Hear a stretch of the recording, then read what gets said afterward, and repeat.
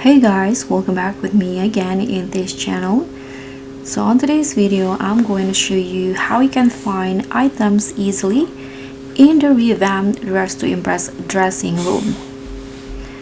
So if you're struggling to find your favorite items in the new update, here I'm going to show you where to find the items that you want easily. So let's just go inside the dressing room first.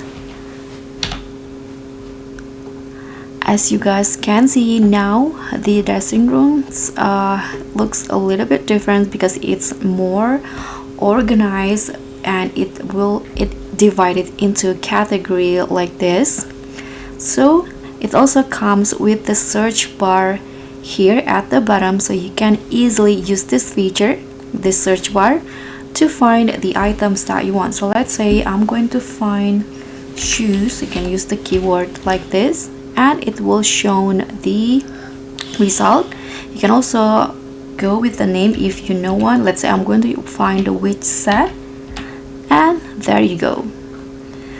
So try this feature to easily find your favorite items in the dressing room.